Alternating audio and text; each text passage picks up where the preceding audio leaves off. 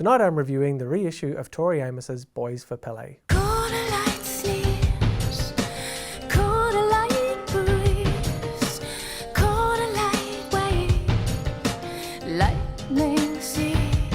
Tori Amos's third solo album turned 20 this year, and as is the norm these days, now receives the celebratory expanded reissue treatment. What that means is that an 18-song album is now swollen to 39 tracks, with the reissue weighing in at a touch under 2.5 hours. If that sounds like a slog, in many ways it is. But then, even in its original form, Boys for Pele was a dense record.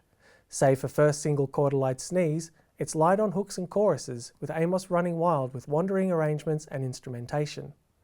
Lyrically, Amos is in fearsome form. The Pele of the album title is a Hawaiian fire goddess, and throughout there is no shortage of characters, largely men, the singer gladly offers up in sacrifice.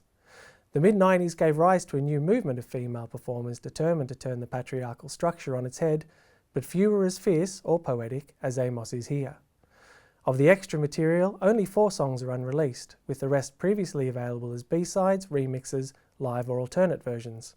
Of those 4, the excellently titled To the Fair Motor Maids of Japan is the standout. Boys for Pele remains a puzzle of an album. It's nowhere near as immediate as its predecessors, Little Earthquakes and Under the Pink, but 20 years on it still captivates, and that's saying something. What did you guys think? Well, I do like how she manages to rock out in a harpsichord or a harmonium, and I feel like that's something that's really been missing from music of late. But I do respect her for her instrumentation on this. It's pretty epic. I mean, it's one of the things I'd forgotten about it until I went back and listened to it again. Oh, she's so talented. I remember at the time, obviously, songs like Crucify and Cornflake Girl and stuff, you knew who Tori Amos was, but then this album, I think maybe I completely missed it. I was probably just turning 18, so I was just like, didn't get it, didn't hear it. So you listen to those songs and go, man, she was a pop star and she just went, stuff it. I'm going to epic crazy territory. Yeah. Was pretty rad for her. It was a real turning point in her career, wasn't it? Well, this is the first album she produced by herself. And she'd had, I think the first 2 albums had both gone double platinum. So she was very successful.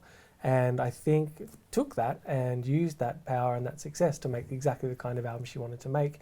And that's what I mean, it really still stands up. It's a really engaging listen. It's a very dense listen. It's an album you really have to persevere with to hear the subtleties and the hooks. But it's worth it. I got nothing. You got nothing? Perfect. I wasn't sure. I was going to say, so surely you don't remember reviewing it back in 1996? I don't. What I remember about it is thinking, I really should like this more, and finding it a really interesting record. I just couldn't love it, and I still don't love it, but I can still find it interesting enough. And then maybe more so because what it spawned. Yeah, I was thinking about that. The bands, I mean, Fiona Apple at the time was getting into real dense territory, and I think people like Joanna Newsom have really just sort of thought, actually, no, I can make the music I want to, forget about structure. I want to tell stories. Yeah, for me, better people came after her, but she did make a path for them by being outrageous enough to go where her muse took her. It's a really hard album to love, but it's a very easy album to admire. As a reissue package, I think it's really well done and very comprehensive, so on that basis I'm going to give it 4 stars. Mr. St. John, just bring your